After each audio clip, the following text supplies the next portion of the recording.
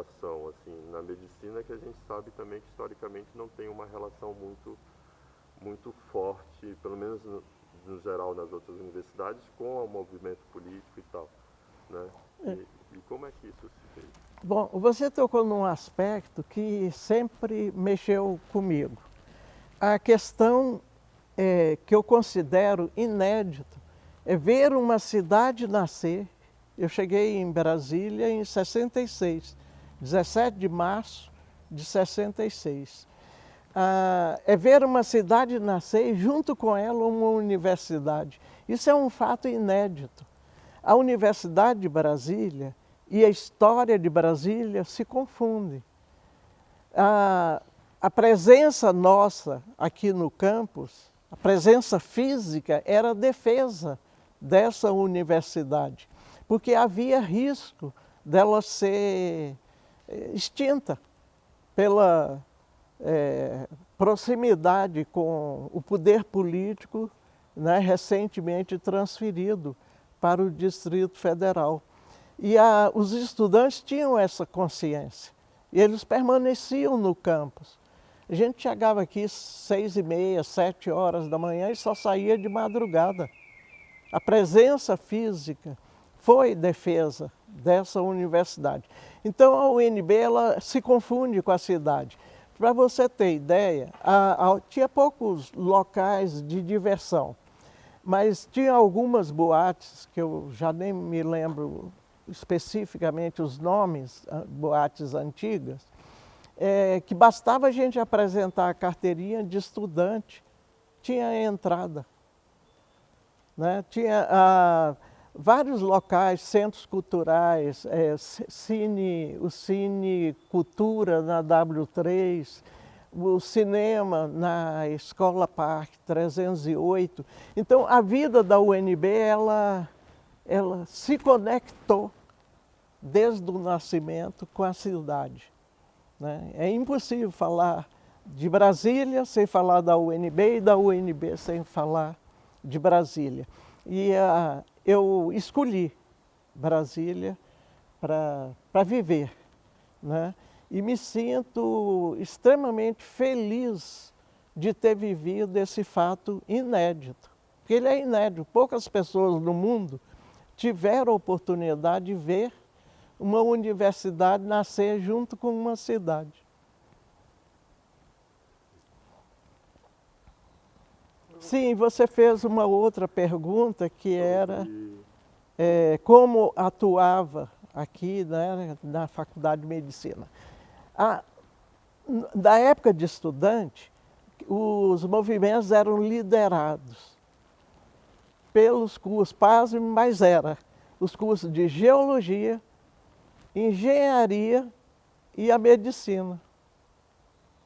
As áreas de ciências humanas eram totalmente, eu não digo totalmente, mas eram, devido à repressão intensa, elas perderam ou não conseguiram, na época, ter uma presença maior. Então, quem puxava as passeatas e tal era o pessoal que estava no ICC, que era Medicina, Engenharia e Geologia, e estava iniciando a Florestal, sim, e a parte de artes.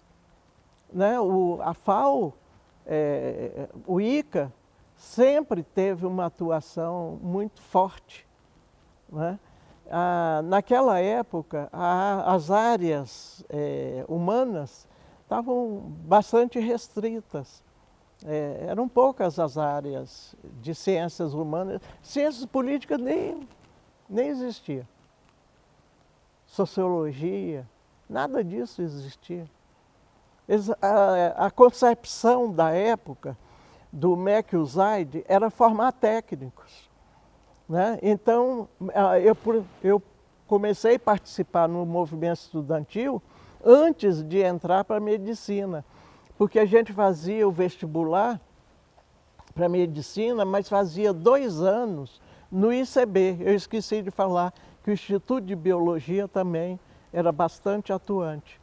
Né? E exatamente no o Instituto de Biologia, que tínhamos uma participação, para você ter ideia, eu fiz parte de uma diretoria, logo chegando aqui tinha estudantes excedentes de vestibular, que não tinha professores, não tinha sala de aula, não tinha calendário escolar, ficava vagando pelo campus. E a gente conseguia mobilizar este agrupamento de estudantes no Anfi 1 do ICC, que já estava naquela época mais ou menos construído, e fazer assembleias para defender o curso, defender a continuidade dos cursos que estavam se reiniciando depois do tempo que ficou fechado, né, com a saída dos 200 professores. E eu me lembro que nós discutíamos o currículo com os professores. Tinha reuniões extras com as lideranças, discutindo alunos e professores, discutindo a organização das grades horárias, dos conteúdos programáticos e tal. Esse tempo da universidade não se repetirá mais. É inédito. Sabe? Tamanha era assim a ligação que a gente tinha e a vontade de ver a universidade viva. E eu me sinto muito feliz de vir aqui. O campus sempre foi um espaço inspirador, eu diria, de respirar conhecimento como libertação. Sabe? Eu faço questão fiz e continuo fazendo questão de que os jovens sintam isso, né? Às vezes eu sou procurada por estudantes de diversas áreas para ler um trabalho deles, um TCC, e tal,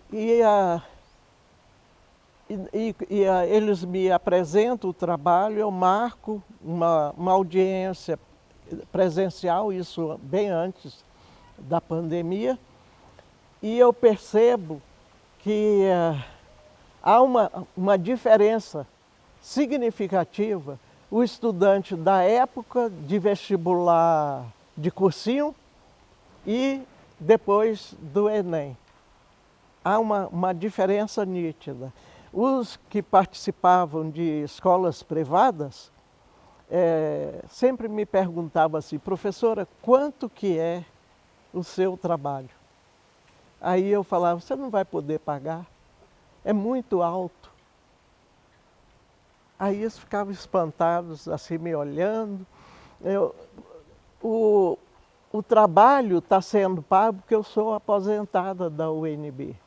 A escola pública que eu sempre defendi e defendo, certo? E eu estou sendo paga para receber você. E outra,